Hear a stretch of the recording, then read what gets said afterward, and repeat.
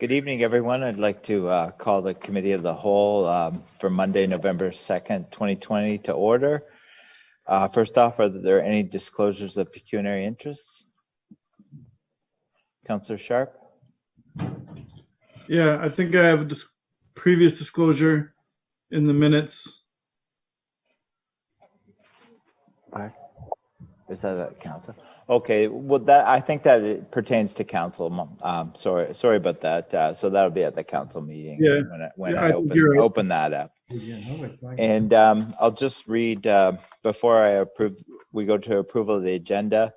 I'll just read an announcement. In accordance with the procedural bylaw, and to ensure efficiency of the meeting, you will hear a bell go off at the 5-minute mark. The bell is to notify members that you have reached your speaking limit and to wrap up your comments. Now, approval of the agenda. Need a mover and seconder. Councillor Sharp and Councillor Cadwell.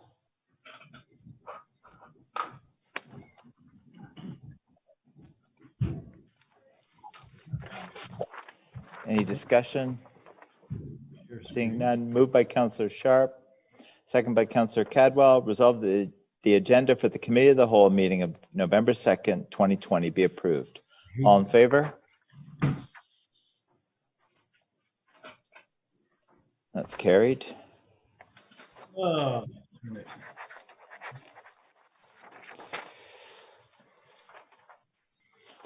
We're at item number 4 now, adoption of previous minutes. Committee of Adjustment minutes for September 22nd, 2020, and Committee of Adjustment minutes for October 20th, 2020. Need a mover and seconder. Moved by Councillor Frake, second by Councillor Bothwell. Geez, I lost the screen. Any discussion? Seeing none.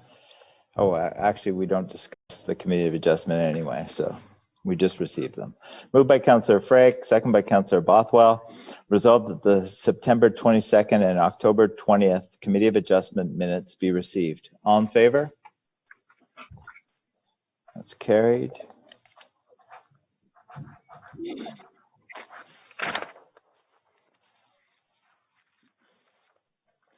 There's no delegations for the Committee of the Whole. So up next, we have item number 6, consent agenda. 6.2, Parks and Recreation and Culture consent. Need a mover and seconder. Moved by Councillor Vane, seconded by Councillor Vardy.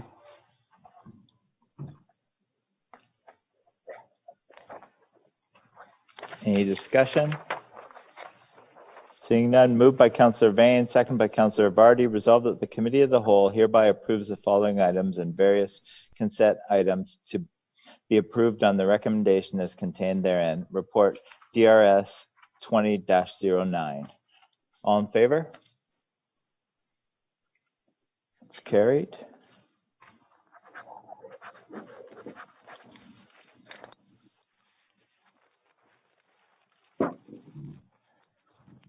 Now we move to item 7.1, reports. Report FIN 20-16, Grimsby Power Incorporated, promissory note extension. And Stephen's going to report on that. Welcome, Stephen. Thank you, Mayor and Council. Good evening. So I'm not sure if you remember last year, we had a similar request from Grimsby Power to extend the promissory note that we hold from Grimsby Power. The note's in the amount of about $5.7 million with an interest rate of 4.54%. So last year they came forward requesting to extend the note for a year, which would have made it due February 1st of 2021. They've now approached us a second time and are requesting an additional 1-year extension on the note with a due date of February 1st of 2022. Something I would recommend. The interest rate is good. It's not the kind of money we could earn on a similar investment, another investment type. So I would recommend that we continue to extend the note for an additional year. If there's any questions, I'd be happy to answer.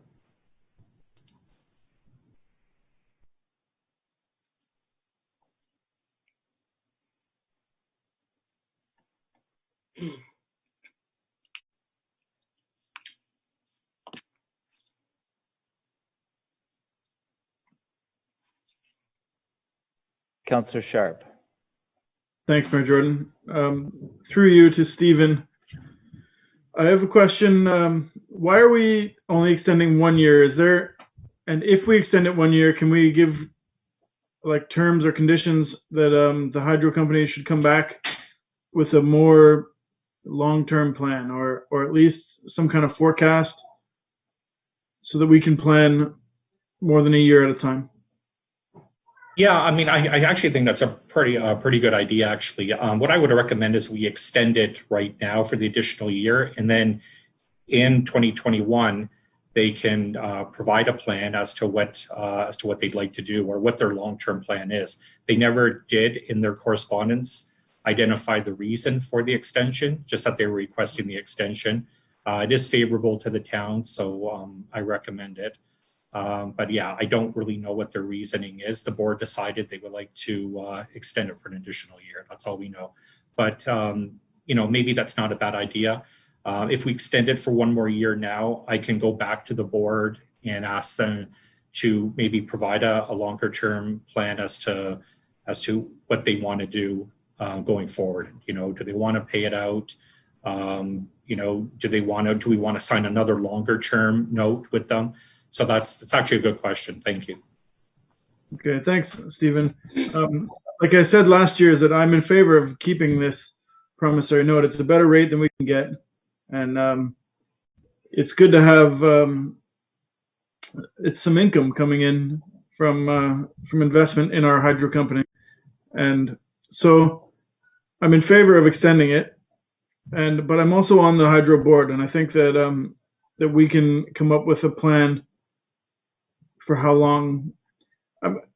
I presume that we want to continue this note for the foreseeable future. So I think that's a good question, and I'll make sure that I bring it up at our hydro meeting. Okay, excellent. Thank you. Councillor Cadwell.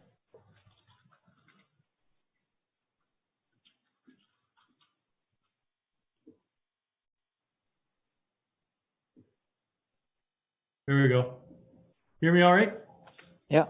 Yeah, thank you. Sorry, like a dinosaur, we do this once every 2 weeks. So yeah, question is for Stephen. I guess just in looking for a little bit of clarification, that by signing this agreement with Grimsby Power, basically it just reinforces that we're not calling the note, Stephen, at the value of $5.7 million. Yeah, exactly. Well, once if it was to expire, then the note will become due and payable. So you're right. Yes, it would be callable at that time. And they would have to come up with, the $5.7 million, which I'm not sure if they're prepared to do right now. So I think they're trying to really look at maybe some long-term planning with the new board, as Councillor Sharp indicated. So maybe if they took some time over maybe 2021, they can decide how they want to move forward as a board and as a company. Yeah, thank you, Stephen. And I look forward to in the first paragraph under background, where in your report it says the next rate adjustment is scheduled to take place in 2022. So that's just 2 years away. So that could be a very interesting discussion too then. Yeah, unfortunately, I have a feeling the rate won't be as favorable as it is right now. I have a feeling the rate's going to go down. I mean, if you look at the interest rates right now, what they are, especially after COVID, they kind of fell through the floor. They were starting to go up again, and then unfortunately COVID hit us, and then now they're back down to those historical lows. So unfortunately, I think it'll only get worse from here. Great. Yep. Thank you very much, Stephen. Seeing no further questions, thank you very much for your presentation, Stephen. Just to move this forward, we need a mover and seconder for the resolution. Councillor Cadwell and Councillor Bain.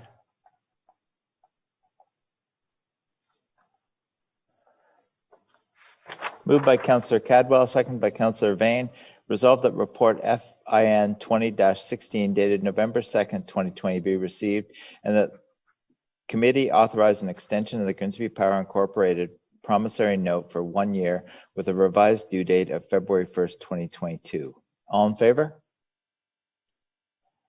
That's carried.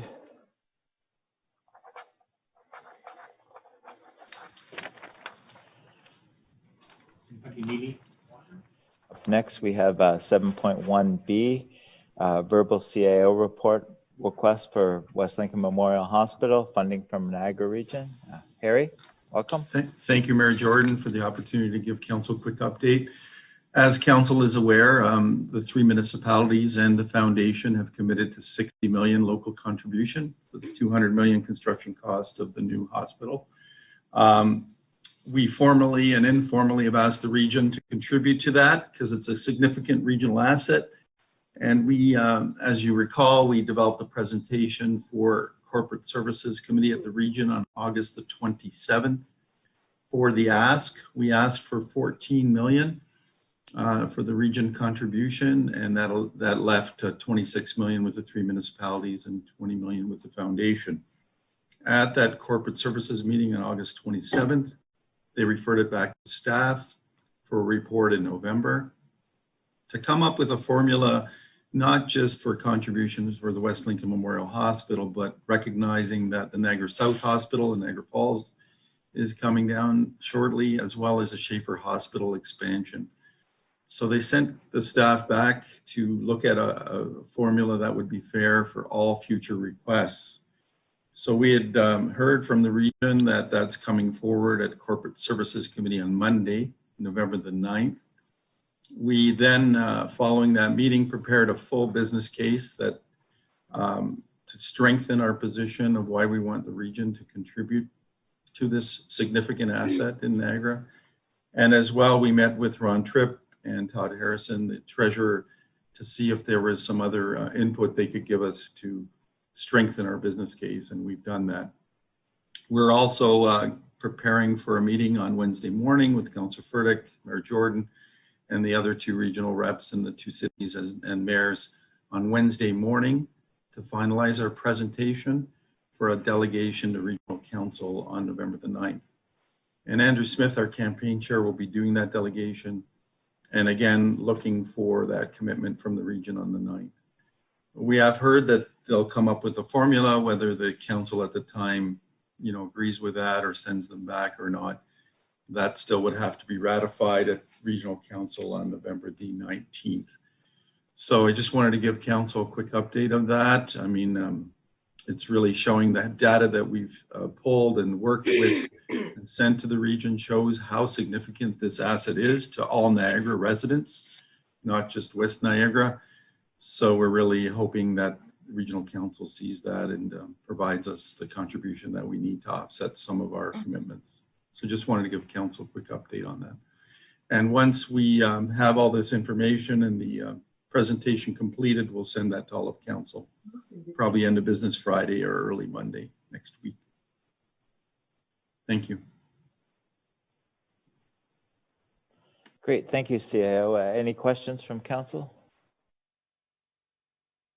Seeing none, just need a mover and seconder. Councillor Vane, Councillor Ritchie.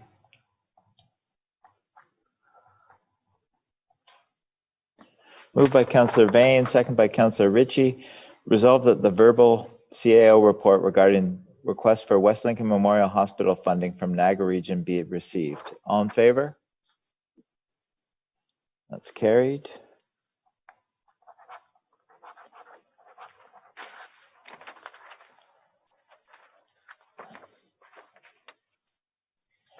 Up next, we have Councillor Vardy, the financial relief resolution. Councillor Vardy's moving. We need a seconder. Councillor Frake.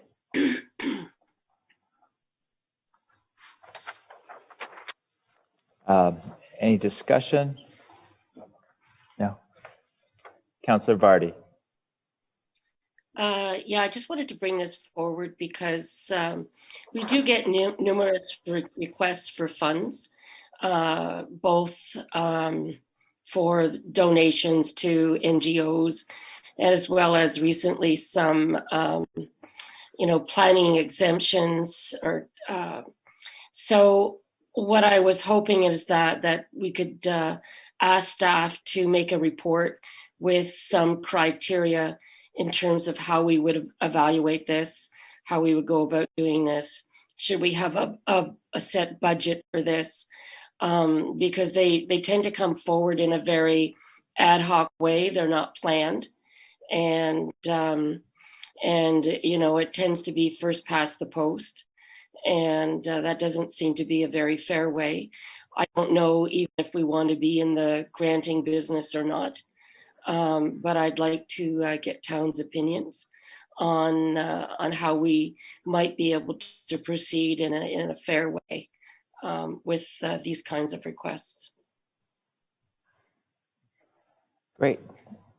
I think it is time to have a proper process in, so we are dealing with them, the request as they come in, and we have a set way to deal with them.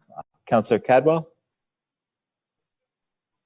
Yeah, thank you, Mayor Jordan, for allowing me to. Yeah, this has been ongoing for a number of years, and the donations have always come in the past from our hydro stipend, which is the money for the volunteer time that council puts on the boards and that. So what I'd be interested too, though, in the report, obviously, and maybe we could get it. I was always asking, well, how much money's in the stipend? And maybe this is for Stephen too, but if we could get whether it's a quarterly update, semi-annually update on the funds that are in there, because there always are ongoing hydro meetings and that, whether it's NPI or GPI. So that's one that I would be very interested, in knowing and having an update, a somewhat regular update to what is in there to help us to. I like the way we've been doing it personally. I think it's worked very well, and it's a decision that's made by all of council to where that money has gone in the past. So anyways, those are just my comments to it. Thank you. Thank you, Councillor Cadwell. Any further questions? Councillor Dunstall. Thank you, Mayor Jordan, through you to Councillor Vardy. Are you looking for staff to do a report on this to get back to us on maybe what other municipalities are doing at this time, and maybe some ideas on how we go about funding this? As Councillor Cadwell's already said, it used to come out of the hydro stipend. Maybe that still could happen, or maybe there's other avenues for this funding. Yes, my intention is for staff to do a report with recommendations. And I suspect, given that we no longer have GEI and that we're greatly reduced on the number of people that sit on boards, councillors that sit on boards, I don't think that the monies that had come to council before are going to be in the same amounts. I guess I differ from Councillor Cadwell. Personally, I always think that money should just go into general revenue. But if we are to give grants to agencies, I mean, we get ad hoc requests, and I think we need a fair way to evaluate who we give money and why, or do we give, do we keep it to in-kind contributions instead? I would just like staff to make some recommendations, look at how other towns might be handling some of these requests. We're tight for funds, and everybody comes with a convincing case, but if we say yes to everybody, that's not money that's been planned for or budgeted. And I'm more comfortable with a budget process. So if we do want to be able to give grants, then maybe it's an annual thing. We have a set budget. We evaluate everybody. So if somebody comes to our door, we say, well, application is in October, and we make our decisions in February. So, so that it's, I'm just really uncomfortable with this first past the post, or we run out of money, or, we say yes to one and no to another. So I would just like to find something that is fair and equitable, systemic, and planned for, if we're going to do it. And also the option of, do we give out money or do we do it in kind? I see our CAO is talking, but I don't know what he's saying. Perhaps he could speak, if you could. No, we were just talking about ideas around what you were saying, Councillor, the application based and make it fair for everyone. So we were just talking how we would go about doing that. We've already started some work on that. Great, thank you. Councillor Sharp. Thank you, Mayor. I agree with Councillor Vardy and with Councillor Cadwell.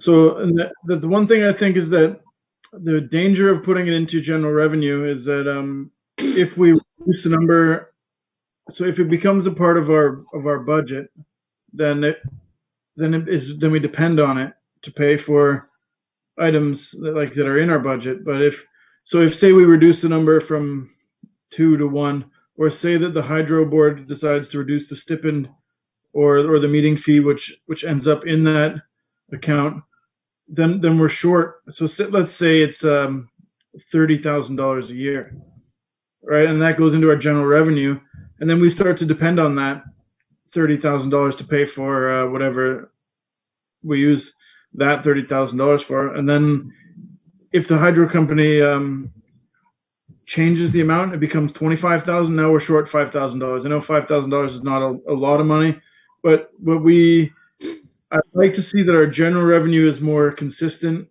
or not consistent, because that could be consistent, but I think there's value in developing a program to make application so that we're not just giving it away as, like, sometimes if you have $50,000, it's you're like, great, yeah, we'll give you 5,000, we'll give you 10,000, and then when it gets down to 10, 15,000, and somebody shows up looking for $1,500, it's like, we don't know if we can do that, right? So we should really have some kind of a process, and so I agree, and I'll support whatever the motion that's going to come from this. Thank you. Councillor Frick. Thank you, Mr. Mayor. I think we've gone slightly off track here on this one.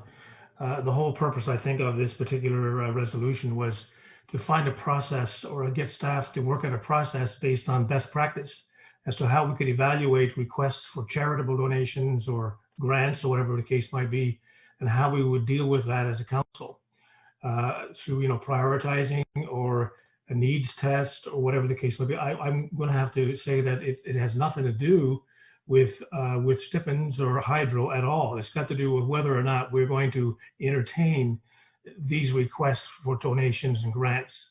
So let's leave it like that. Where the money comes from, that's another question. If we're going to do this, we're going to have to build it into our budget, as Councillor Sharp said, and I think that's the way to go. So it's not about the stipends, it's about the process.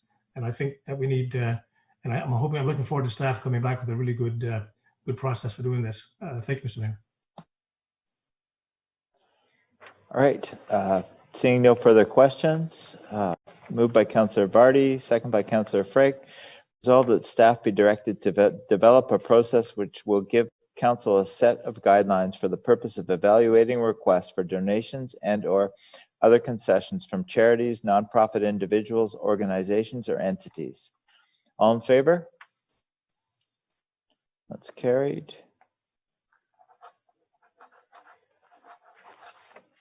Now we move to section 8.1, reports. Report DRS 20-08, accessible beach mats at Grimsby beaches. Sarah, I think you're going to report on that. Welcome. I am. Thank you. And good evening, Mayor and members of council. We're excited to bring this report forward to you this evening. Quickly go through it. Hopefully it was fairly straightforward for everybody to review. But what we did was look at all of our waterfront places and which ones are the best option in terms of placing an accessible beach mat. And skipping right to the point, the one that we feel is the best location is the Casablanca Beach Park on the East Beach. And just for clarification for everybody, that is the park and beach area. Actually, that's the background of Councillor Bothwell's slide, but it's also the one with the small pavilion. The parking lot is there as well. So hopefully everybody knows where we're talking about. Hopefully the maps are also clear with that. We chose this location for a couple of reasons, but the biggest one is we really see that as a central park area for that entire park strip where we can have a lot of amenities that will support accessible uses. We also think that the actual beach area in this park is ideal and provides a lot of option for swimming and for traveling around when you get to the actual sand beach area. The pebbled beaches are not as ideal for a wheelable surface, and I know our accessibility advisor suggested the same. So I feel like this location would keep the mat in place and allow for traveling around that area and using that park space ideally. The one challenge, of course, with this location, which I've noted in the report, and it's something that staff would be getting to looking at design options right away, is we would need to modify the ramp that goes down to this location. The grade is too steep as it exists right now, so we would need to do some work along that way, so to make sure that it's accessible all the way down to the bottom. And then at the very bottom, you would have the accessible mat that would go right out to the water, perhaps even a side mat as well to allow for people to enjoy the beach just like along the sides as well. So what that would entail, again, is just getting the redesign done. We would go out and seek a couple of options. We have a bit of a vision as to how that could look, and then come back with that information and look to try to get that work done right away. All of the other components of that park are already well served. Make sure we have an accessible washroom as well. But the areas surrounding that park already can support an accessible pathway there. The one thing I did just want to mention is not only do we think this park location is the most ideal spot to go after as our first beach for an accessible mat, it also, that ramp when we would put it in really helps a lot of members in the community. So we know people with strollers, for example, going down to enjoy a beach, perhaps somebody that has mobility issues, they use a cane, or a variety of other circumstances. All of those people also benefit from a ramp surface that's more gradual. When we were traveling to a beach myself not long ago, we found a lot of people use those surfaces. So we think that while it would certainly address our accessibility needs for this area, it would be a great enhancement to the park that many people would enjoy. So with council support, we will continue forward with this work and look forward to bringing this to this location.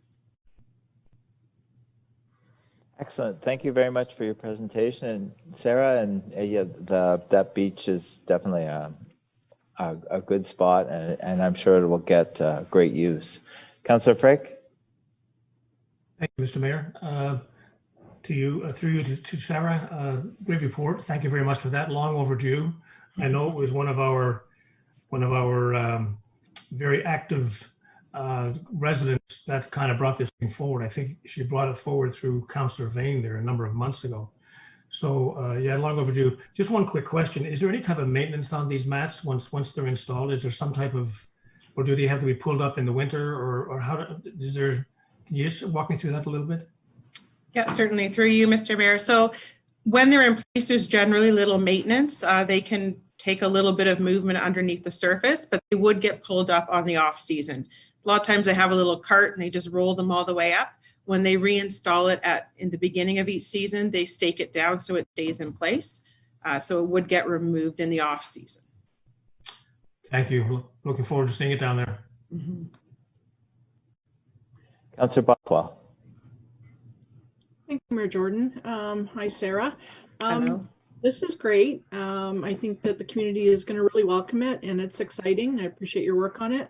I'm just a little disappointed, and I don't want to be, too negative, but I'm disappointed that the new ramp down beach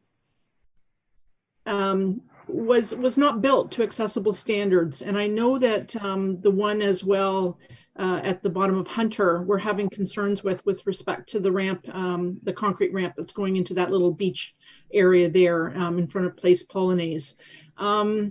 So I know you have some plans to try to resolve that because of the ongoing wave uprush that's bringing in the debris into that.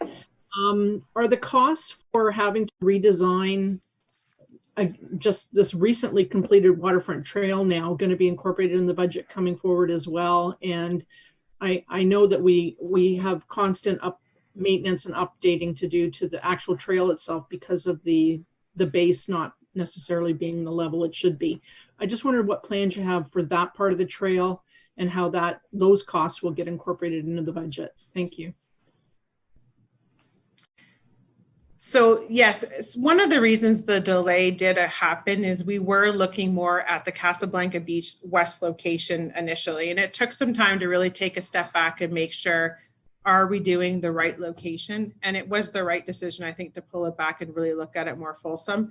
And again, where the ramp is, the Casablanca Most West Beach, again, it's the pebbly surface. It's just not ideal for a mat. And again, that was something that the accessibility chair also agreed. So that was a reason for that switch. The ramp is still accessible, so you can go down to the base of the ramp. The pebbly surface isn't the ideal surface. In terms of the rest of the path, yes, that is something we're looking at. We've been working as a staff team with that whole park and how exactly we're going to proceed forward with that, with adding amenities into that park and how we're going to envision that whole park being completed. And we look forward to bringing that forward to you. And at that time, we'll be looking at that pathway, as Councillor Bothwell has mentioned, and making sure we're addressing the pathway, some of the areas that need some repair, to make sure that we're not just repairing, that they're actually looking and making sure we're installing it so that it has a long lifetime, and certainly taking those same thoughts into any new pathways that we're creating and making sure we're building them in a way that'll have a longer longevity. Thanks, Sarah. Just to clarify though, I was just concerned about the cost for having to redesign the easterly, the slope that we have right now that's too steep. Mm-hmm. Oh. Into how that's going to be done, because that would have to be done before the mat could be placed, right?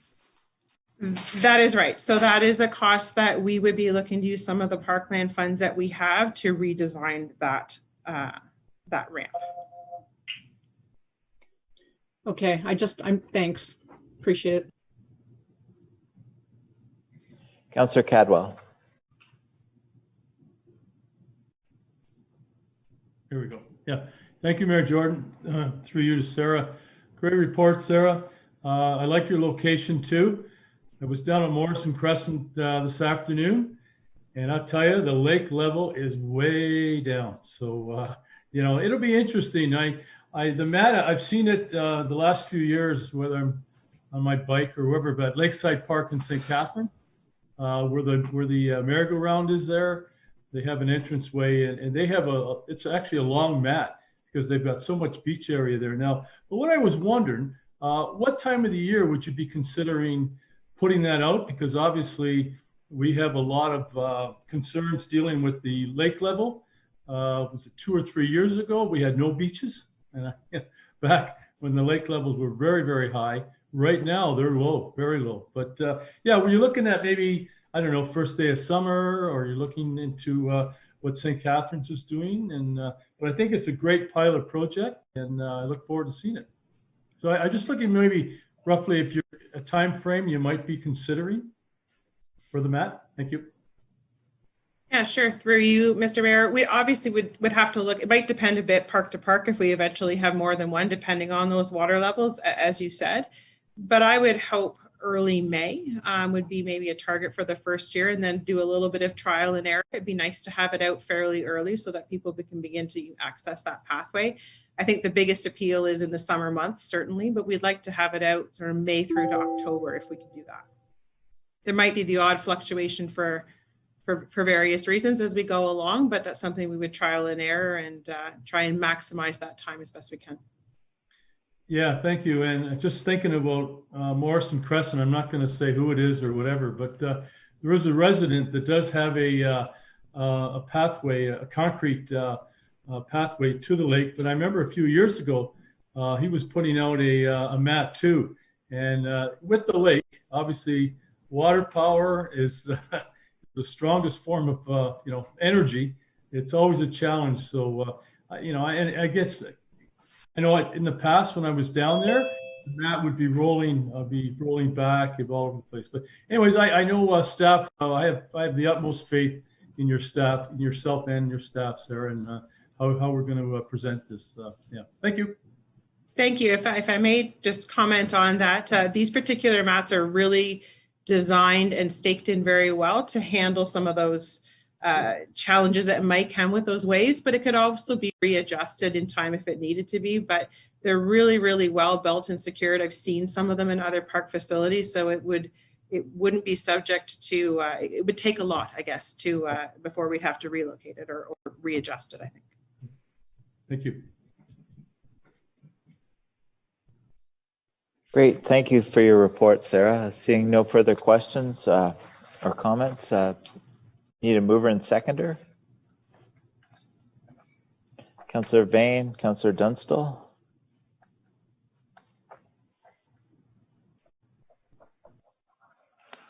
Moved by Councillor Vane, second by Councillor Dunstall. Resolved that report DRS 20-08 dated November 2nd, 2020 be received, and that the committee support the preferred location of Casablanca Beach Park, East Beach, for a future accessible beach mat, and that staff proceed with design work for this project. All in favor? That's carried. Up next, we move to number 11, notice of motion. A notice of motion, the subject's third-party workplace investigation report requested by Councillor Frake. Resolved that staff and the CAO be directed to present a report to council covering the status of the action items and recommendations related to the third-party workplace investigation report presented to council by Mr. John Curtis at the special closed council meeting held on June 4th, 2020. And this note, I acknowledge that this notice of motion will be given consideration at the November 9th Committee of the Whole meeting.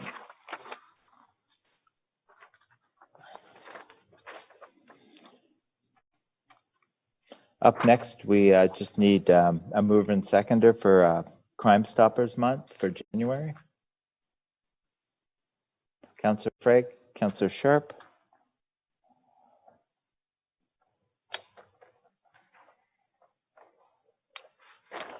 Moved by Councillor Frake, second by Councillor Sharp. Resolved that correspondence received with reference to recognizing January 2021 as Crime Stoppers Month be received, and that the committee proclaim January 2021 Crime Stoppers Month. All in favor? Oh, sorry, any discussion? Councillor Cadwell, you have your hand up.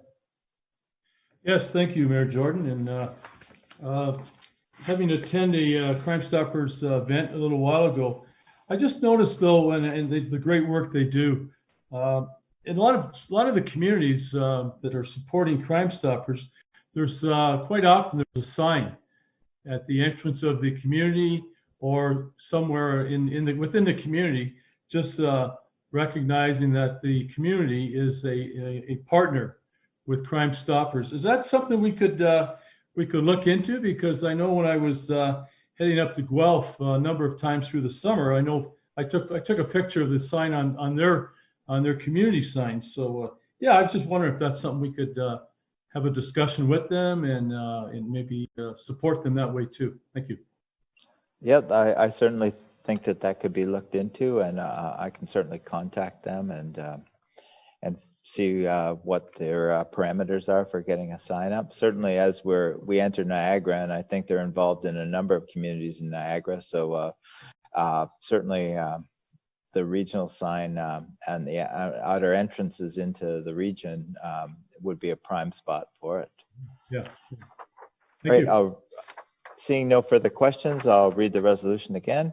Moved by Councillor Frake, second by Councillor Sharp. Resolved that the correspondence received with reference to recognizing January 2020 or January 2021 as Crime Stoppers Month be received, and that the committee proclaim January 2021 Crime Stoppers Month. All in favor? That's carried.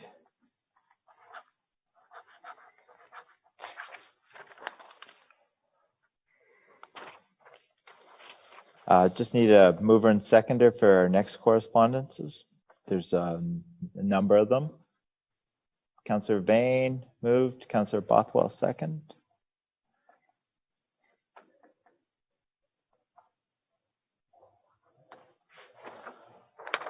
Moved by Councillor Vane, second by Councillor Bothwell.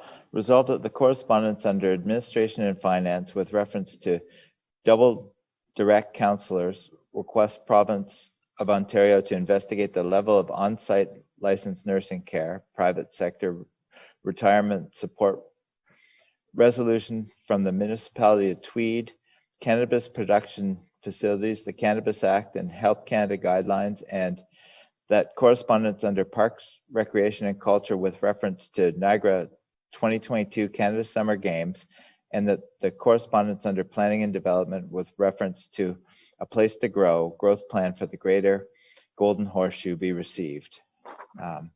Questions or comments on any of those? Seeing none, all in favor? And that's carried.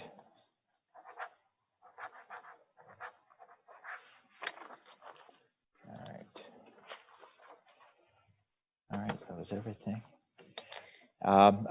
That wraps up the Committee of the Whole. The next Committee of the Whole meeting is scheduled for November 9th, 2020 at 6:30 p.m. And that'll be available on live stream, of course. So the Committee of the Whole is adjourned. And we're going to resume, the council meeting will resume or start at 7:30. Thank you. Thanks, and see you soon.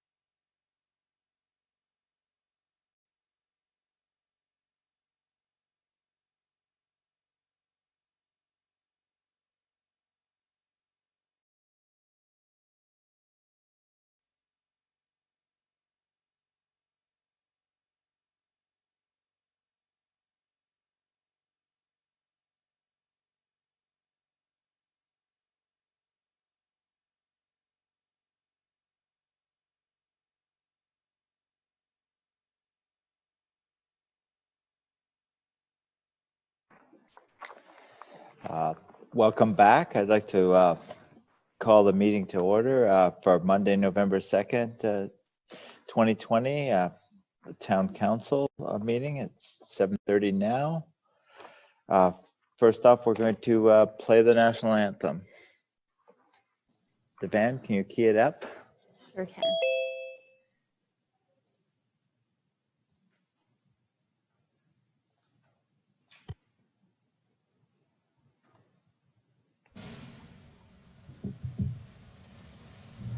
It'll be easy.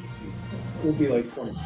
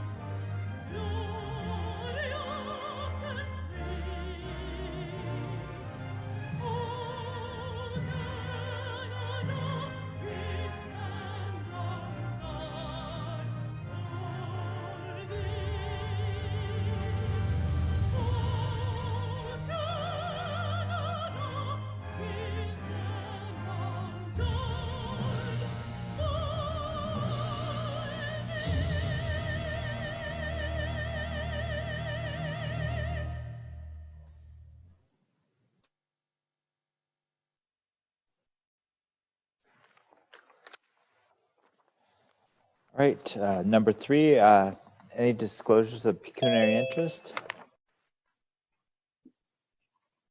Councillor Sharp? I have a disclosure. I already disclosed it in the minutes of the previous committee of the whole. My parents own property on Main Street East. Great, that's noted.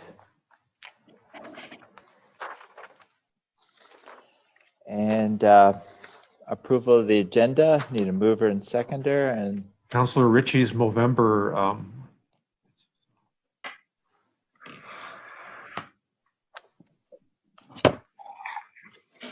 mover and seconder for approval of the agenda. First, are there any changes?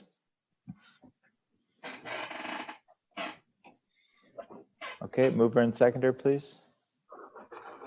Councillor Frake, Councillor Vane.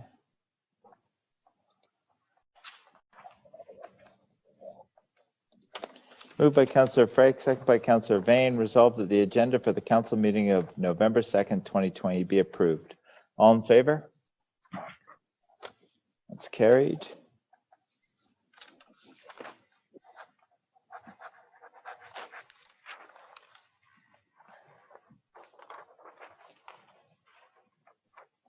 And I'm going to read the electronic participation closed session statement declaration. Good evening, members of council. Before we begin the closed session, all members are reminded that any discussions in closed are to remain confidential as per our procedural bylaw and our code of conduct for the council of the town of Grimsby. Before we begin, I need each member that is attending electronically to confirm the following: that you understand that matters are to remain confidential, and confirm that no one else is present with you, and confirm that no one else can hear this closed session, and confirm that you are not using any electronic devices other than your tablet or computer for the purpose of this video conferencing only, and confirm that you are not recording this portion of the meeting. If you acknowledge all of the above, please reply with "I understand" and confirm to all of the statements. Councillor Bothwell? Jordan, are we in closed right now? No. I understand and confirm to all the statements. Councillor Dunstall? I understand and confirm to all the statements. Councillor Frake? I understand and confirm all of these statements. Councillor Cadwell? I understand and confirm to all the statements. Councillor Ritchie, I understand and confirm to all of the statements. Councillor Sharp, I just have one question. Why are we doing this in open session? We haven't even passed a motion to go into closed session yet. we do the closed statement declaration in open. So the public can hear that we made this declaration. So you won't be in the closed part that you have the conflict with, but so you will be out of the meeting for all the closed, right? Or is it just the portion that you have the conflict? Councillor Vane, I understand and confirm the above statements. Councillor Vardy, I understand and confirm to all the statements. and I myself, I understand and confirm to all the statements. Need a mover and seconder to move into closed session. Councillor Dunstall, Councillor Vane,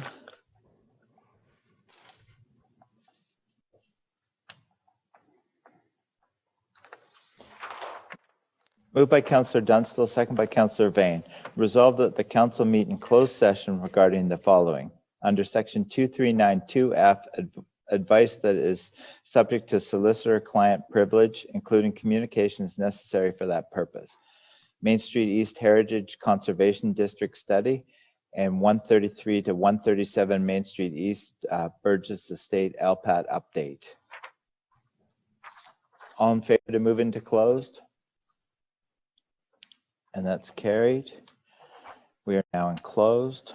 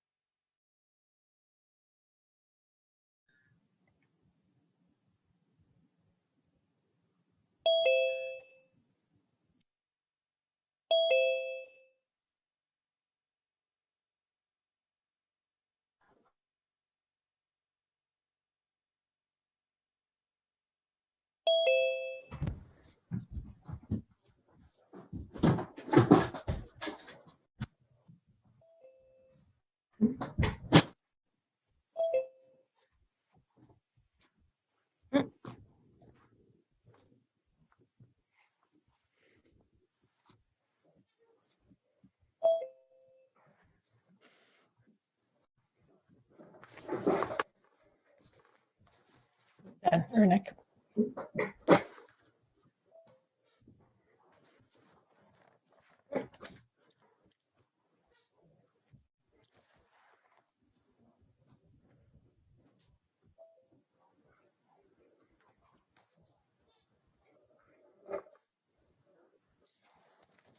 Ernick.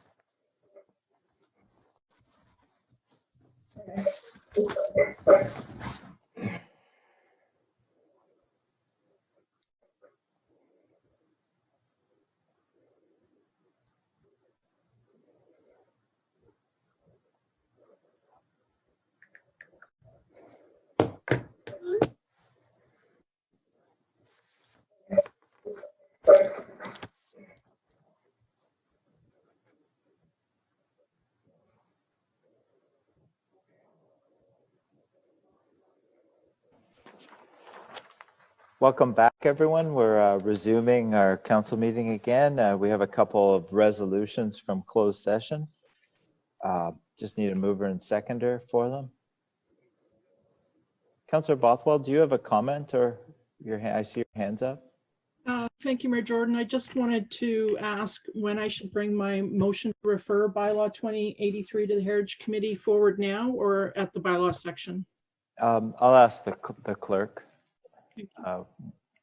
When are you going to bring that? When should that be brought forward? Hello, Councillor. When we're adopting the previous minutes for the Committee of the Whole, if you can lift the item and you can bring in the referral, then that would be the best time. Hope that clarifies.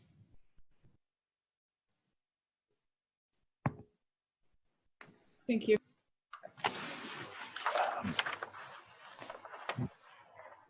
What are we going to move forward with the delegations now? Oh, yeah.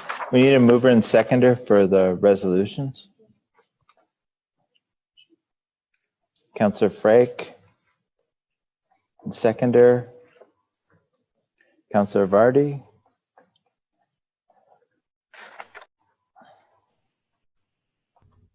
And we've there's two separate resolutions, so I'll read the first one, we'll vote on it, and then I'll read the second one. Moved by Councillor Frake, second by Councillor Vardy. Resolved that the closed session items in regards to Main Street East Heritage Conservation District study be received. All in favor? Okay, there seems to be a number of people that didn't put their hands up, so we'll do a recorded vote on that. Councillor Bothwell? Yes. Councillor Dunstall? Yes. Councillor Frake? Yes. Councillor Cadwell? Yes. Councillor Ritchie? Yes. Councillor Vane? Yes. Councillor Vardy? Yes. Myself, I'm a yes, so that's carried. And moved by Councillor Frake, second by Councillor Vardy. Resolved that legal proceed as directed in the closed session in regards to 133, 137 Main Street East, Burgess Estate, LPAT update. All in favor? That's carried.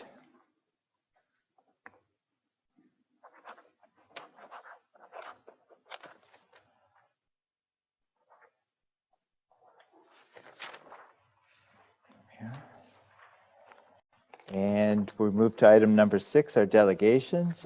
First, I'd like to welcome Dr. Susie Peters. Welcome, Susie. Nice seeing you. Remember, you're muted right now, so. Sorry. Did you want me to go ahead? Okay. Mayor Jordan and members of council, thank you for letting me join. Nice seeing you. Am I still muted? Okay. Thank you for letting me join your meeting and speak. I'd also like to thank Mimo Gallo, our contractor, who was also joining me as well. You can see him there. Thanks, Mimo, for joining us. My name is Dr. Susie Peters, and along with Dr. Dolagoff, we are the owners of the Grimsby Animal Hospital, located at 272 Main Street East. As a small business owner in this community, we were shocked to learn about this new proposed bylaw just last week. It seemed that it could be passed at the next council meeting, which is tonight, and I really wanted to voice our concerns. I lived in Grimsby for almost 25 years, and I'm very supportive of Grimsby's heritage, and I applaud the efforts to save any historic properties in town. I've always loved Grimsby Beach with the gingerbread houses, and the Victorian homes on Main Street are just beautiful. Grimsby reminds me of where I grew up. I spent my first 30 years in quaint Waterdown, where my parents were both very active on the Heritage Society there. The old village of Waterdown is still apparent today, with many old homes, despite its immense growth, thanks to the Society's efforts years ago. Having said that, this new bylaw that has been proposed to help save the heritage buildings in Grimsby does not seem to be focused on the individual heritage buildings that it is meant to benefit. Instead, it has been applied like a blanket to the entire extent of Main Street East, starting at Robinson and extending all the way out almost to the traffic circle in Beamsville. While less than 10%, maybe even 5% of these properties may be considered heritage, the reality is the majority of them are not. Our building, which is 60 years old, should not be included in this study, along with many other businesses near us, like TSE, Wills, the YMCA, just to name a few. The limitations that will be placed on this area will put a freeze on all building and renovations for all properties for 12 months. While this may seem like an easy answer to immediately halt construction along this corridor, it's unfair to implement this to include every property. This will have a particularly negative impact on us at our clinic because we already are well underway with plans for our renovations starting in the next few months. We have been a strong and integral part of this community for over 60 years at this same location and in this same building since 1961 when our building was erected. We continue to be the primary veterinary hospital in Grimsby, being the larger of only 2 clinics in town, with our practice of 4 veterinarians servicing the majority of the community's pet owners.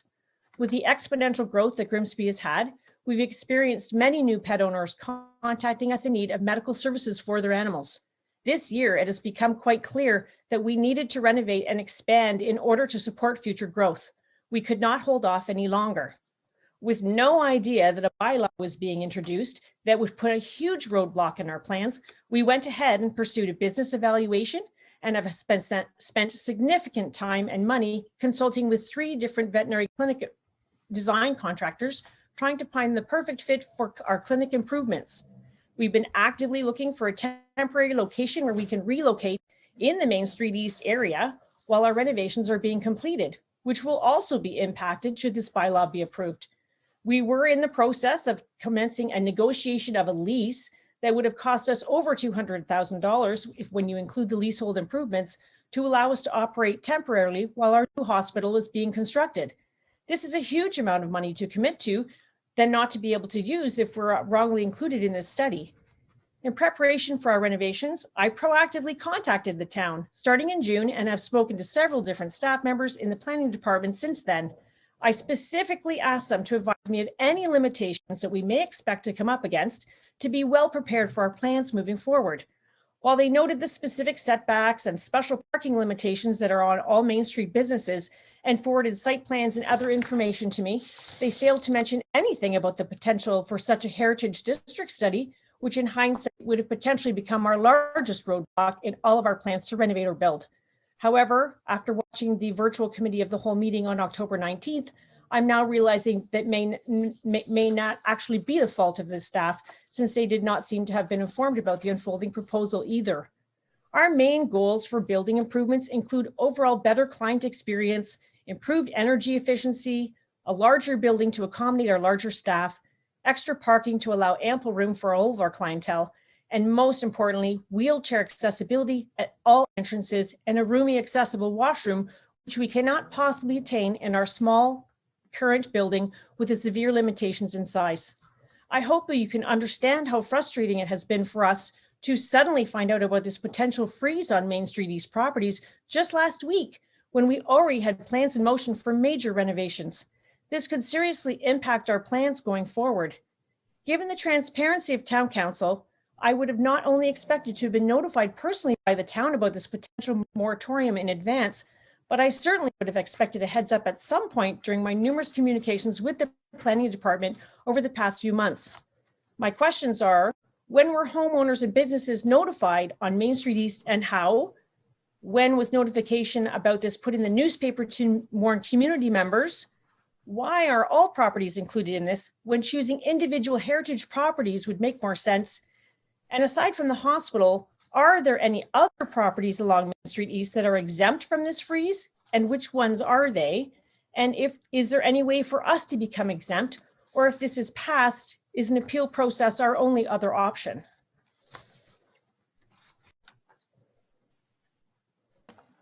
Thank you, Susie. Just a reminder we have 4 delegations tonight. Any questions to the presenter are just for clarification only, if there are any.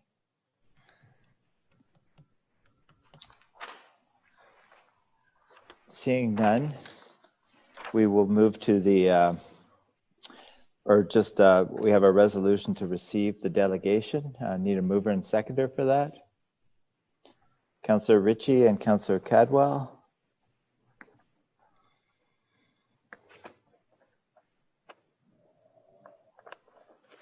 Moved by Councillor Ritchie, second by Councillor Cadwell.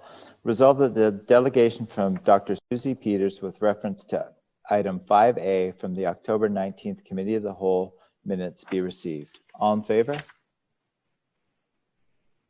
That's carried. Thank you very much for your delegation, Susie. Have a good evening.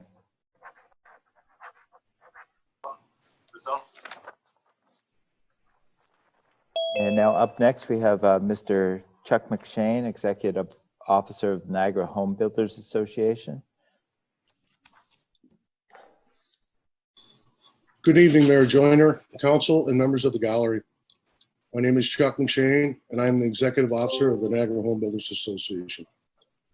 The Niagara Home Builders Association and the West End Home Builders Association are the voice of the home building industry across the greater Golden Horseshoe, supporting the needs of our members and the home buying public for more than 60 years. Our association together represent and advocate for over 500 builder, developer, supplier, and professional members, building and renovation industries, as well as the new home purchaser. NHBA and WeHBA members are responsible for creating 90% of all housing in the greater Niagara Horseshoe area. The residential construction is a vital economic driver to every community in Canada, and our members are continuously striving for housing affordability while ensuring environmental, community, and heritage considerations are protected in the process.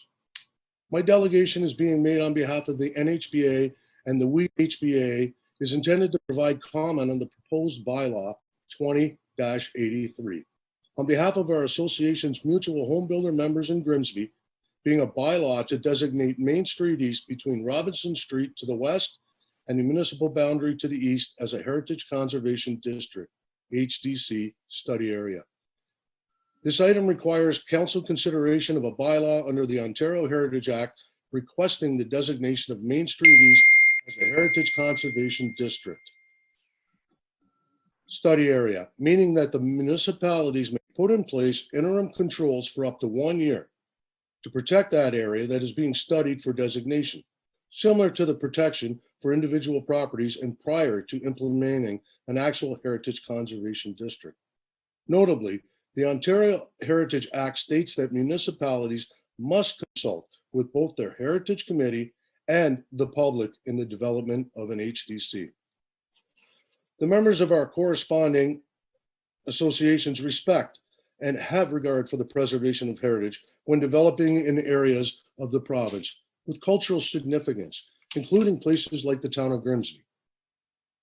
They understand the need for preservation and protection of areas with special character found in their buildings and properties. Our industry is directed and bound by various rules and regulations that dictate how and where home building can occur, and our members understand the significance of respecting the various provincial, regional, and local policies that guide how development happens. One of the most essential aspects of the provincial planning process that must always be respected is the requirement for public consultation. Unfortunately, with the proposal brought forward by a councillor in the town of Grimsby's Heritage Advisory Committee to introduce an HDC study area, we are very disheartened to see the lack of stakeholder engagement that has occurred and the disregard for proper procedures and processes in the functioning of a Heritage Advisory Committee. We're also concerned with the lack of respect and regard given to town staff in this process. These are the people, they are the planning professionals. They're trained in the writing of bylaws and municipal policies and who have spent years being educated and continue to educate themselves in the planning field and in municipal bylaws and policy development within the provincial planning framework industry. The abrupt proposal of this interim heritage study has not abided by the procedures of the Heritage Advisory Committee and has completely bypassed the involvement of town staff and the ability for town staff to provide an educated and informed recommendation on the proposal before us. Politically speaking, it is evident that the reasoning for the quick movement on this proposal was at the risk of staff's professional recommendation not deeming a heritage conservation district in this area to be in the best interest of the town, and the risk of sound judgment being provided by town staff as to whether an HCD for this area would respect provincial planning policy and what constitutes a heritage conservation district. NHBA and we would also like the further clarification to be provided as to how the boundaries of the currently proposed HDC were arrived at and what justification and rationale went into determining which properties would and would not be included in the HDC study area. For instance, the consideration given to inclusion of a car sales lot and a commercial equipment store versus the West Lincoln West Memorial Hospital site, which indeed would certainly exceed the very vague criteria as proposed to be designated heritage within this proposed bylaw, as it dates back to January 7th, 1946, when the official opening was held, and indeed is much older than many buildings included in this mapping. The Ontario Heritage Act clearly articulates the steps that must be followed by a municipality prior to enactment of a heritage conservation district designation. The first phase, the study phase, within which the town of Grimsby is currently situated, requires 7 steps to be undertaken before the implementation of an HCD can occur. The study phase requires, first, a request to designate. Number 2, consultation with the Municipal Heritage Committee. Number 3, discussion of official plan provisions. Number 4, study of the area and introduction of interim control. Number 5, evaluation of cultural heritage resources and attributes. Number 6, a delineation of boundary of the study area and potential HCD, and most importantly, public consultation on the draft plan HCD. We recognize that steps 1 and 2 have sufficiently been carried out, although without staff involvement in the absence of staff report on the matter. However, we have not seen any corresponding municipal official plan provisions related to the establishment of an HCD, as required by the Ontario Heritage Act. A discussion of these policies and whether sufficient provisions do exist in the town's current OP would typically be presented to council at this time by town staff to ensure the town's official plan does allow for district designation. Additionally, you will notice that the delineation of the boundary of the study area and potential HCD does not occur until step 6 in the process, after the study of the area has agreed to be undertaken. Whereas council has already been presented with these boundaries at the outset of the request for a study to be initiated, with no justification or rationale provided as to how those boundaries have been arrived at. While the Ontario Heritage Act allows interim control measures to be applied within a study area, initiation of an HDC study area is not a stopgap for development, and applications can still be submitted and processed during the study time. The controls are also subject to appeal, which can further delay the completion of the study. The town cannot pass any other bylaw to designate another study area that includes a previously designated study area for a 3-year period if an appeal is upheld. The Ontario Heritage Act clearly indicates that interim control measures should only be considered and only be considered where there is a clear and immediate threat to the integrity of the area. And our respective associations urge council to consider this before moving forward on passing the HDC bylaw. We would ask that council defer consideration of the Heritage Conservation District Study Area bylaw until such time that town staff and all stakeholders and industry members can be properly engaged and informed as to the impact of interim measures that are being considered for implementation. The discussion at the Committee of the Whole provided by one councillor stated that the estimation of total cost for the execution of this study, as well as legal fees and appeals, which likely will be filed, would cost upwards of $1 million. Proper consultation requires engagement with all stakeholders impacted by this bylaw, and not just with certain activist groups that have publicly stated that our association should mind their own business and that this is only for Grimsby citizens. Let me comment on that. We are representatives of our member companies that own properties within Grimsby, just as any lawyer, consultant, or planner. And to state that we should not be able to comment is certainly undemocratic. I would also urge council to consider the adverse impacts that this proposal can and will be held by each and every one of the property owners. We're talking homeowners, we're talking building owners, we're talking restaurants, we're talking retail owners that are included in this proposed bylaw and how it will affect their property values, the marketability of those buildings, their borrowing power, mortgage renewals, etc., as new conditions are placed on these properties. This correspondence reflects the Niagara Home Builders Association and the West End Home Builders Association's feedback on behalf of our members that are property owners within the HDC mapping area for bylaw 20-83. To reiterate my earlier sentiments, without adequate consultation and engagement with all stakeholders and town staff and proper rationale and justification for the proposed study area boundaries, we request a deferral of this bylaw until such time as these matters have been addressed. We would be happy to speak further to this topic should council or staff wish. We thank you for consideration of our submission. We look forward to future open and concise dialogue regarding this matter, as well as any others that may arise in the future in the town of Grimsby. And I thank you very much for allowing me to do this, and I'm open for questions. Thank you for your presentation, Chuck. And now we're going to move to our third delegation. We have a resolution to receive the delegation from Chuck Mcshane. We need a mover and seconder for that. Councillor Ritchie and Councillor Vane. To do this, and I'm open for questions. Moved by Councillor Ritchie, second by Councillor Vane. Resolved that the delegation from Chuck Mcshane with reference to item 5A from the October 19th Committee of the Whole minutes be received. All in favor? And that is carried. Thank you, Chuck. We're moving to Delegation C, Pamela Evans,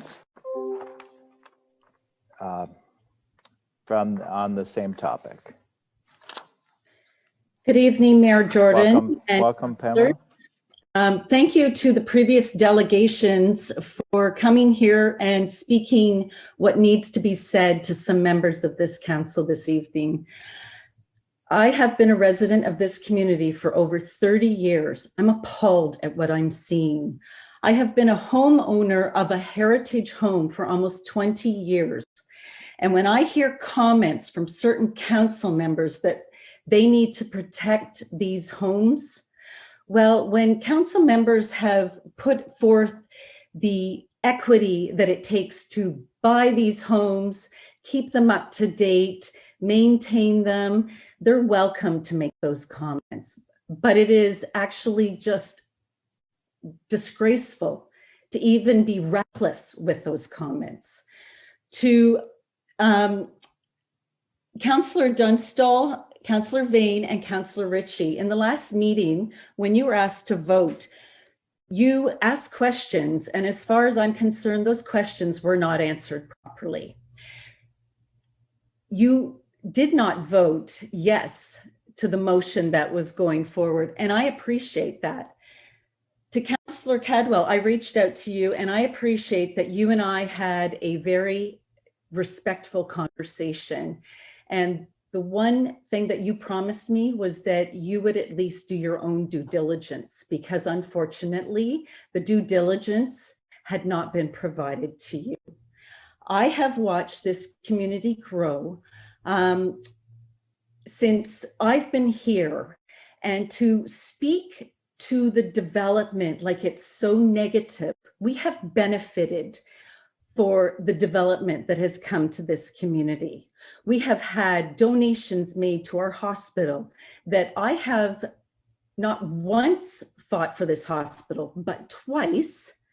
I have fought for Park School. I have had my children in this community, raised them. I have a grandson that was now born in this community. I am a vested person in this community. And when I hear comments to make it sound like heritage home owners are just going to dump their properties to whoever comes along, is reckless. And the other thing is, you lack to acknowledge the builders that have come into this community and actually shown respect to it. You are leveraging us heritage homeowners against the developers. And then you are going to use this study, which, by the way, Councillor Bothwell, you do not need to do an interim motion. It is not required to do this study. And the fact that you're going to do this study is that you're going to impose designation on them. Well, I would like to know at what cost that comes to me. And that hasn't been clear to anyone, because I've never been contacted on this. This was brought out, and whoever brought it out to this community, I thank you. And had this gone forward, all I can tell you is that there would be lawsuits coming forward, because we shouldn't have to go to LPAT when we haven't been respected as members of this community. And to disregard the council that you have in the town staff, that, by the way, council may come and go, but there's many members of this staff that have been here for years. And it is so disrespectful to disregard the knowledge that we have at our hands. We have a heritage planner who I have reached out to over the years and has been so respectful to me. And I would like to think that, Mayor Jordan, you ran on transparency. And if you think this is transparency, I'm sorry, but you lack in ethics, and you need to go back and educate yourself and the councillors that decide that. Sir, you can shake your head, but I am telling you, you would disagree if you were in our shoes as to what you are trying to do. This town is not looking to ruin heritage. This town is looking to look at growth, just like the person that built my house would have looked at the future. And we are doing that, but we also have preserved the past, but it's been on our dollar. And my house is 116 years old. I'd like to know where the council and the Heritage Society have been in paying the bills on these homes. This is so disrespectful. And I hope going forward, if anything, you learn a lesson that there needs to be respect shown to the community. You need to, first of all, before you proceed with spending our tax dollars, you need to make sure you've done your due diligence. And if you aren't going to respect our tax dollars, then you should spend yours. That is all. I thank you for hearing from me. And I hope going forward, we see much more clarity and we don't have to go looking for this information. Thank you. Thank you, Pamela. I just want to clarify that I wasn't shaking my head. I was actually grabbing a resolution from the clerk.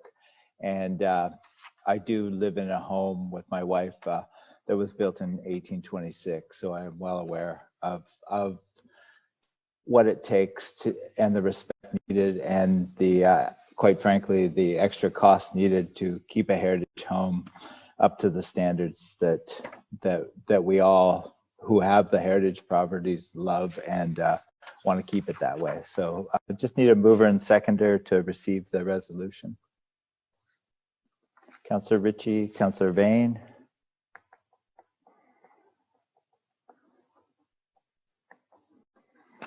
Moved by Councillor Ritchie, second by Councillor Vane. Resolved that the delegation from Pamela Evans with reference to item 5A from the October 19th Committee of the Whole minutes be received. All in favor? That's carried.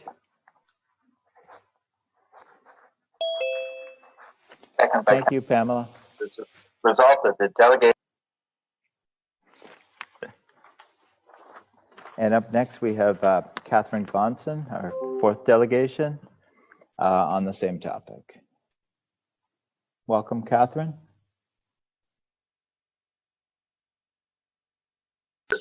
Resolved that the delegation. Thank you. Can you hear me now? And up next, we have. Yes, we can. Our fourth delegation on the same topic. I know it's been a long. Welcome, Catherine. Thank you. You just need to turn off your secondary feed, the live stream feed, because we're getting feedback. Hear me now? Okay, I'm sorry. I don't know how to do this. I'm not technically very good. Sorry about that. Can you still hear me? Yeah, I think everything's good now. Thank you. Thank you.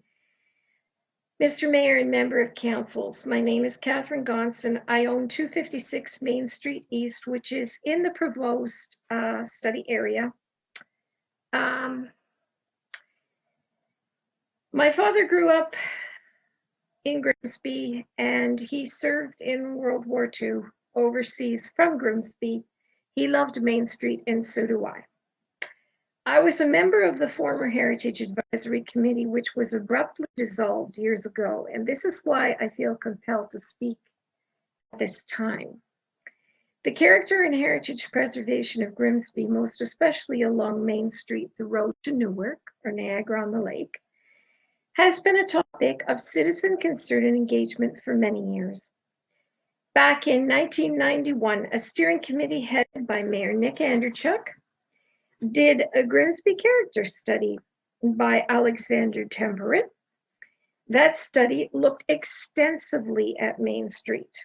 So many families say they moved here from elsewhere because they loved the heritage character and feel of driving down what used to be the Blossom route. Large estate-sized lots, many still having the fruit barn standing, often now used as a carriage house or garage. This shady tree-lined route is quickly disappearing because of development. There are no blossom orchards left, but that is progress, that is time.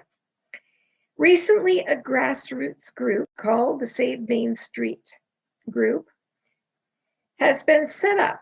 They have a detailed website and have generated all manner of reports and received extensive community input. This group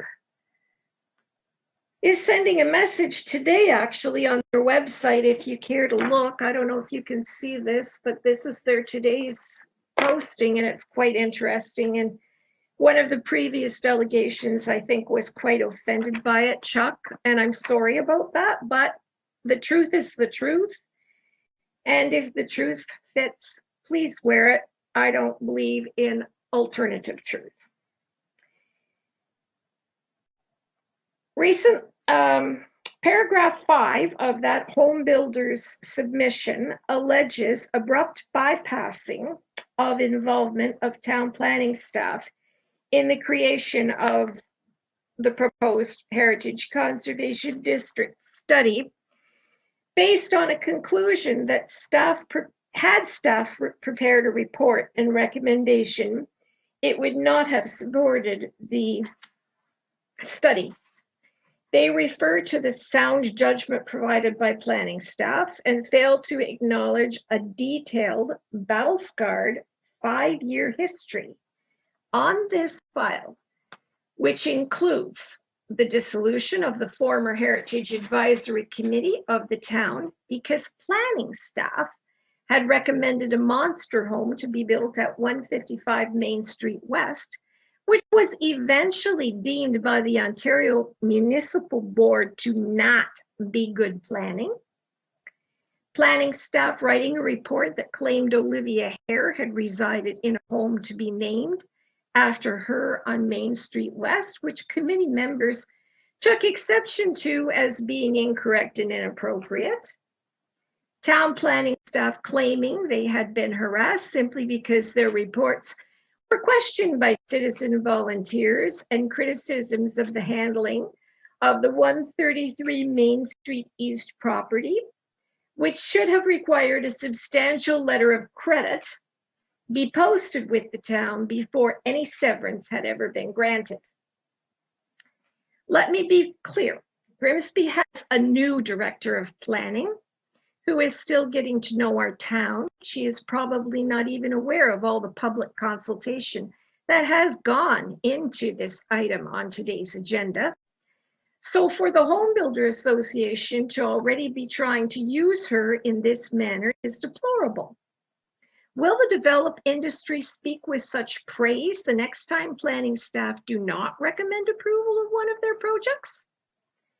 Further, any citizen can bring a proposed bylaw to council. That's what democracy is. Bylaws do not have to be written by the planning department. In January of 2015, the then Heritage Advisory Committee of Grimsby approved 39 cultural heritage landscapes put forward by planning staff, in which at least 5 directly relate to the study area. Report PA 1611 dated April 16, 2016 stated clearly that, quote, the cultural heritage landscape as endorsed by council on March 2nd, 2015 as part of the planning and development minutes, the cultural heritage inventory at this point it is intended to be a high-level means of identifying special areas of the community. In adopting the cultural heritage landscape inventory, it was recognized that it was necessary to consider inclusion of a new schedule in the Town of Grimsby official plan, along with associated cultural heritage landscape policies, through either a town-initiated official plan amendment or as part of the next scheduled official plan review. Sadly, this work was never done. It was never followed through on. It was actually put by then Councillor Nick DeFlavio on the 2017 work plan of the Planning Committee to look at urban design guidelines for Main Street, but that was also never followed through on. So we have planning staff who probably were working to satisfy then council of the day and not follow through on these heritage requests of citizens of the town. Today, we have a council that was voted on a mandate to show more consideration and concern for heritage preservation in the town. And we are very grateful for this council. It is simply not true to state that there has not been public engagement, as the home builders have stated. There's been a lot of public engagement. We've been engaged to death on this issue. And although I'm sorry for property owners such as the last delegation who is clearly strongly opposed to even a study that would determine the viability or not viability of a heritage conservation district for Main Street East, I think with education, enlightenment, a lot of public consultation, which would of course go into something like this, it is time that one of the oldest communities in Upper Canada, if not the oldest, gets the protections that are required for such a worthy community. It's something that is strongly desired by many members of the community that I remember packed town hall, right to overflowing out the doors, waving placards and signs all over the town that say, heritage, not condos. There are places within Grimsby where mid-size to high-size density is appropriate, but Main Street is not one of those places. And I'm actually very concerned for the trees left on Main Street that will be sacrificed if more significant density is allowed along Main Street, and eventually it has to be widened to 4 lanes, and it is a regional road, and it will be even more worn down for the future in terms of any resemblance of what once was. What we are for is a reasonable development that keeps inappropriate development off of Main Street East and protects our irreplaceable heritage, keeps the character of Main Street as much as possible. Thank you very much. Thank you very much, Catherine. And have a good evening. We need a mover and seconder for this resolution, Councillor Vardy and Councillor Frake.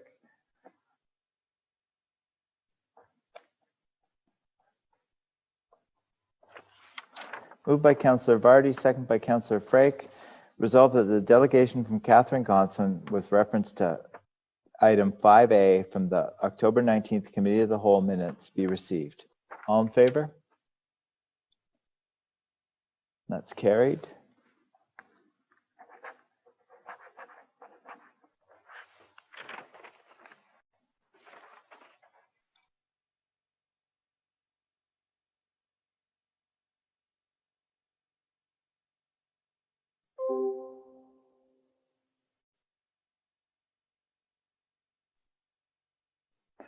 Councillor Dunstall?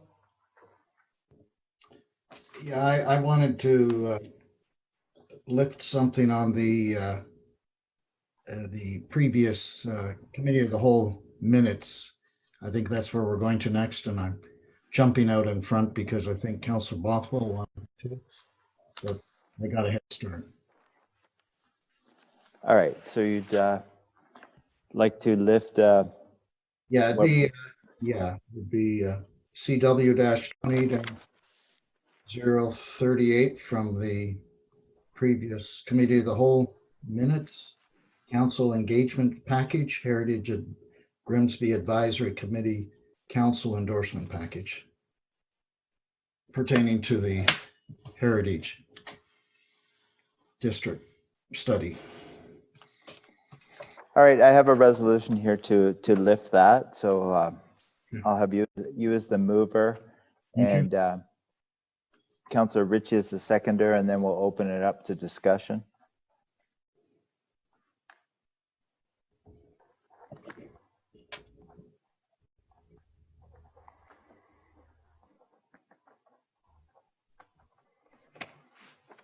All right, I'll just read the resolution.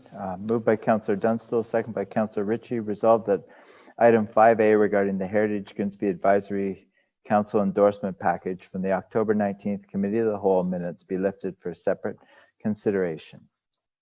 Councillor Bothwell, you're first up with discussion. Thank you, Mayor Jordan. This is again going to the motion that I wish to present that I had tried to bring forward at the last meeting and through the clerk as an amendment, noting the concerns of the community. Sorry, Councillor Bothwell, we just need to pass this because we to pass it for separate consideration, and then you'll be able to continue your conversation. So all in favor of lifting it? Sorry about that. And that's carried. Councillor Bothwell, go ahead. My apologies. Thank you, Mayor. So the intention is that when this motion was first brought forward to have staff input, and that was, it was actually at the last meeting asked to go back to staff, and Councillor Ritchie did not support that. So I'm bringing forward a motion that we now refer it back. That's a point of order, Mayor Jordan. Councillor Bothwell had all the right to bring her own amendment. Just because I didn't agree to a friendly amendment, that's it's not germane to this. It's pointing fingers, and that's unacceptable. Thank you, Councillor Ritchie. I apologize if that offended you, and it wasn't intended to. I would like to move that we refer draft bylaw 2083 to the next Heritage Grimsby Advisory Committee for refinement, because I understand it needs some changes, and whether that means the interim control bylaw be amended or removed. That's to allow for that discussion in consultation with staff and legal counsel, and that the amended draft bylaw then be brought back to the December 21st council meeting. Thank you, Councillor Bothwell. We have the clerk's working on a resolution right now. Councillor Frake, did you want to second that? Is that where you had your hand up? That resolution or motion, yes, thank you. You're welcome.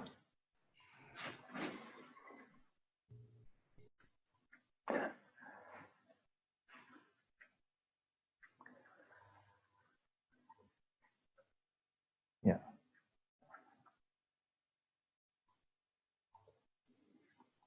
All right.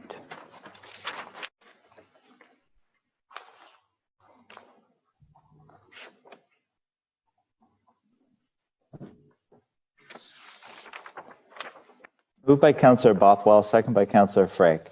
Resolved that the Heritage Grimsby Advisory Committee Council Endorsement Package dated October 19, 2020 be referred back to Grimsby Heritage Committee in consultation with legal and staff, and be brought back to council for the December 21st, 2020 meeting. Yeah, so the clerk's going to read it out. It's a recorded vote and it's a referral, so there's no discussion. Councillor Bothwell? Yes. Councillor Dunstall? No. Councillor Frake? Yes. Councillor Cadwell? Yes. Councillor Ritchie? No. Councillor Sharp? Oh, sorry, Councillor Sharp declared a conflict of interest. Councillor Vane? No. Councillor Vardy? Yes. Mayor Jordan? Yes. That's carried.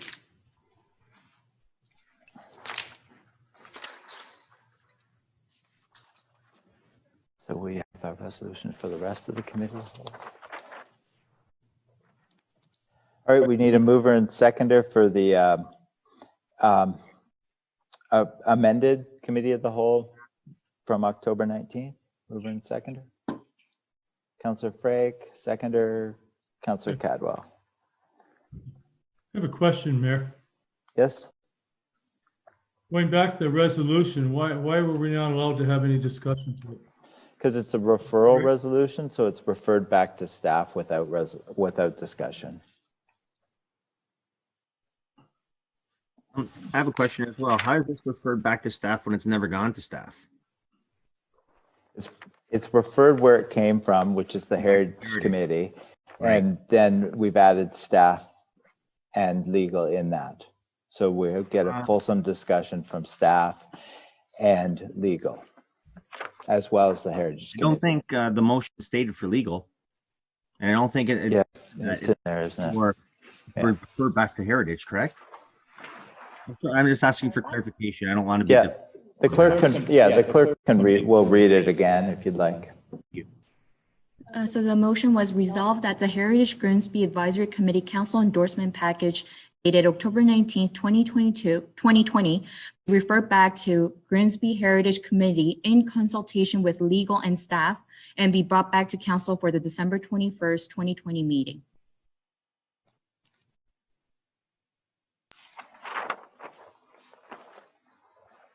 All right, I'll read the amended October 19th Committee of the Whole resolution. Moved by Councillor Frake, second by Councillor Cadwell. Resolved that the minutes from the October 19th Committee of the Whole meeting be approved as amended. All in favor? That's carried.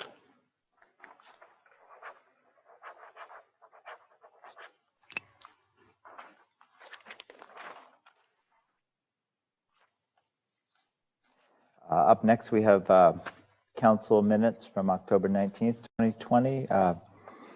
Mover and seconder. Councillor Dunstall, and seconder, Councillor Bothwell.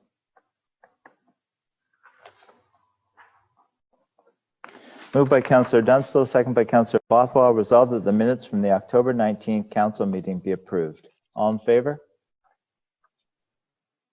That's carried.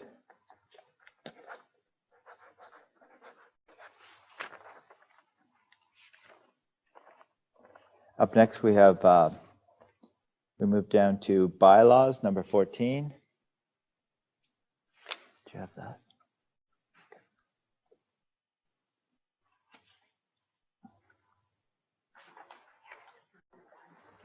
All right. Need a mover and seconder for the bylaws?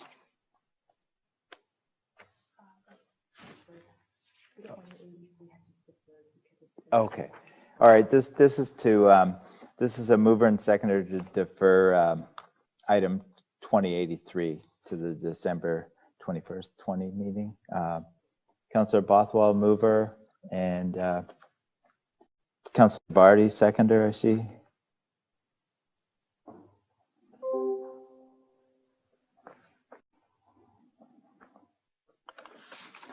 Moved by Councillor Bothwell, second by Councillor Barty.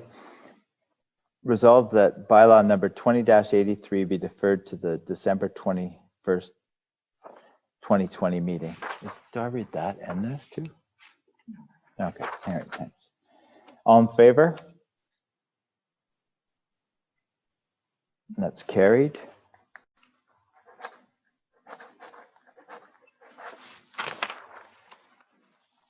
Throw me off there.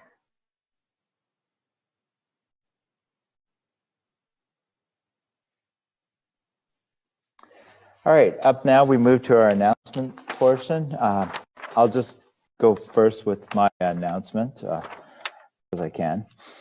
Due to COVID-19 restrictions, there will not be a public ceremony at the cenotaph this year. There will be a small invitation-only ceremony that is live streamed, and residents are encouraged to remember this important day by watching the live stream. The Grimsby Legion is asking residents to observe the 2 minutes of silence on their doorsteps. The cadets will not be offering poppies from storefronts this year, but poppies are available for donation at several facilities in town, including the Peach King Center and the library. Well, this year's Remembrance Day does have to look different. It's still just as important to take time to reflect on all that this day reminds us of.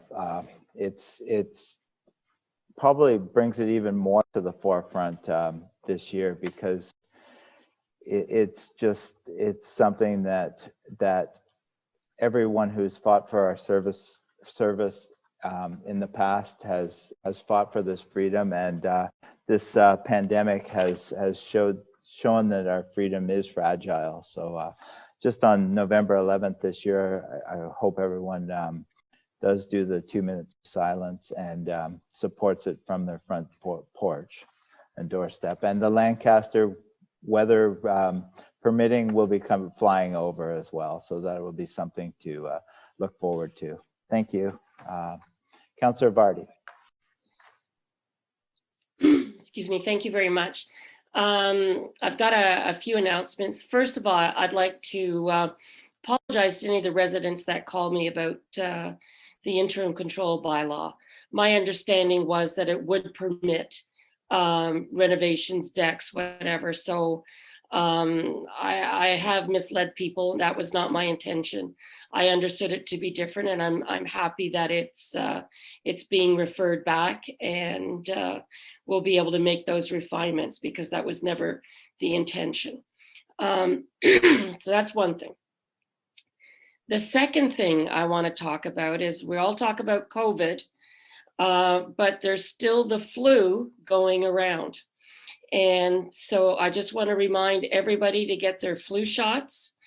They will offer protection against influenza, which is still circulating. We're moving into the flu season, and I know most doctors will give you your flu shot, as well as I know Shoppers Drug Mart does that. So that's a reminder for that. The next thing that I wanted to mention, with the change in the waste collection with Niagara Region, I just wanted to point out to people that there is an app for your phone called Niagara Region Waste app. And you just, it's so simple to load. You go to the app store and it's free. You load it up, you put your address in, and what it does is it prompts you the day before to what you can and can't put out in your garbage. And it also prompts you to take your garbage out in case you've forgotten. But it's a very, very handy app. And it's tailored to where you live. So, because we all have different pickup times. And I just wanted to bring that to people's attention. I personally have found it very useful. And then the final comment I have is a request from a resident in Ward 2. Her name is Carolyn Green, and she has the hearing business at the corner of Main and Nellis. Her parents were Dalton and Orma Spice, or Spiece. I can't pronounce her. Spiece, S-P-I-E-C-E. And she tells me that her parents used to work for Dr. R.O. Smith, whose son, or Mr. R.O. Smith, who is a farmer, and his son is Dr. Smith, who is a recently retired doctor in the community. She tells me that her parents named her Carolyn after a woman that they knew named Carolyn, and she would like to locate this woman. I understand that that this Carolyn, with whom she is the namesake, is still alive, and just to let, if anyone is aware of this person, to let her know that Carolyn Green is looking to reacquaint herself, and there's a lot of history there. So I promised I would do that, and there you go. Thank you. Councillor Bothwell. Thank you, Mayor Jordan. I just would like to let the public know, especially those in the West End, that the Casablanca Inn for their redevelopment proposal at 4 Windward Drive is holding another public open house because of the concerns that people wanted to have another opportunity to, in person, be able to observe what the new proposed development looks like, and to have questions answered by the proponent. So they're holding their own public open house at the Casablanca Winery Inn in the Lakeside Ballroom, 4 Windward Drive, on tomorrow, Tuesday, November 3rd. And it's from 4:30 to 6. They are asking people to register if they want to attend in advance, and pick a time slot. There's 4:30 to 5, 5 to 5:30, 5:30 to 6. So there is a contact name and phone number. I can give the phone number over the web now, and then if anyone is interested in attending that, they can email me directly, and I will put them in touch with the developer for tomorrow night. 905-738-8080, extension 278. and you'll reach someone who can help you make a reservation so that you can attend that in person with all COVID precautions being taken. So if anyone wants further information, they can contact me, or again, dial Weston Consulting, who's helping host it, at that 905-738-8080, extension 278, and they will set you up. So that's just try to make time if you're interested in getting more information. Thank you. Councillor Cadwell. Yeah, thank you, Mayor Jordan. Two things. I just want to thank staff very much for the work they put into the public meeting that we'll be hosting for the discharge of firearms and bows bylaw number 20-62. Just going to read a paragraph in here. If you or a group that you are associated with would like to participate in this meeting, then please register with the town clerk by no later than November 13th, 2020 at 4:30 using the following link. So that's great news, because I've had many emails from hunters, people that live up on the escarpment, rural areas and that. So I'm really glad that staff has taken the steps to move forward with this. And again, it's going to be a Zoom virtual type of a meeting. It's electronic participation, and that date will be November 17th, 2020 at 5:30. And I'm sure, I know staff, they always things will be advertising very strongly, which is good, because the bylaw that we were dealing with was a 1976 bylaw, which needs to be addressed in that. So I'm really excited about that. That it's coming as quick as it is, especially with everything that's on their plate right now. So the other thing I just want to speak about, I'm wearing plaid for Dad. It's November, which is Movember, and I just want to reach out to everybody to, if you can, please support the Movember. It's a great cause. I'm a survivor of prostate cancer, and if you can make a donation, you can go on their website and get set up, and it should be a lot of fun. It's always an entertaining month, seeing how different mustaches. I've already started mine, so yeah, look forward to the good things that come out of fundraising for November. Thank you. Councillor Sharp. Thank you, Mayor Jordan. I know a lot of people get a lot of their information online via social media, and it's a great place to get your information. One of the best places that I go to is a page called the Grimsby Lincoln West Lincoln Community Watch. I post a lot of information there about public meetings, and there's a lot of other people that are local in this community and Grimsby or Lincoln and West Lincoln. And it's a great spot for you to go.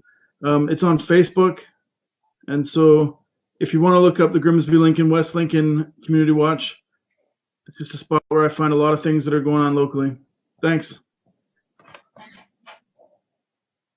Councillor Dunstall. Thank you, Mayor Jordan. I just wanted to mention I'm really excited to see, after all these years, that some of our garbage cans, our 45-gallon drums, are starting to disappear, thanks to our Director of Rec Services, who has now purchased some new trash receptacles. And I noticed one on Ontario Street in Olive, and I'll tell you, they sure look a lot, and it helps prevent people from household garbage into our garbage cans. So really happy to see them out there. They look really clean and professional, and I want to thank Sarah for staying with it. It's been one of my pet peeves over the years. These dirty, trashy 45-gallon drums, they're starting to disappear. Thank you.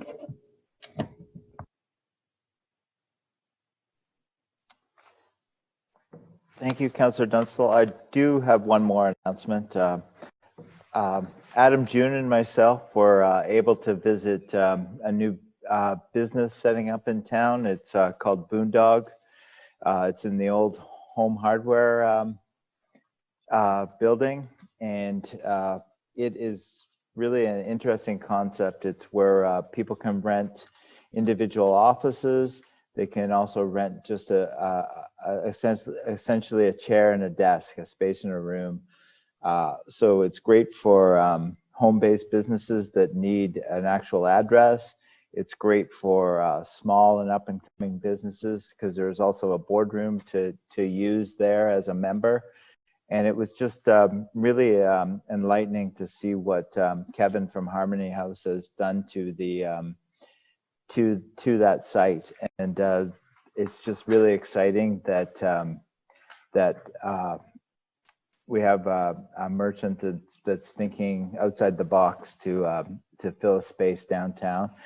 And I also, the same day in the same building, stopped by Miss Greenway. They've moved across the road and they've set up in one side of the home hardware building. So it's really nice to see businesses and new businesses on Main Street.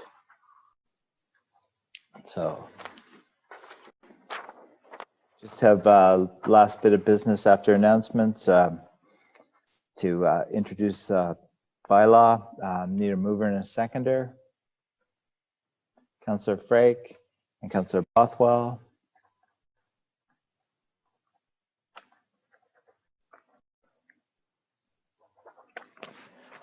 Moved by Councillor Frake, second by Councillor Bothwell. Result that leave be given to introduce bylaw number 20-84 inclusive, and that same be read a first time. All in favor? Opposed, if any? That's carried.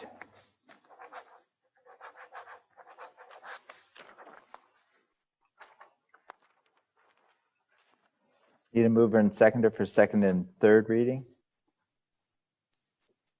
Councillor Vardy, Councillor Cadwell.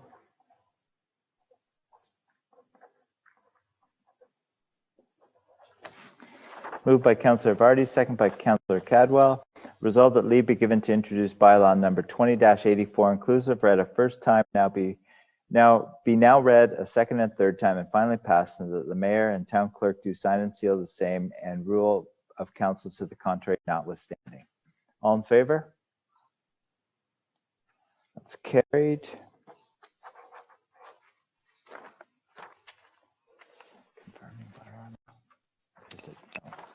All right, I just want to say that our next meeting, we have a planning meeting November 9th.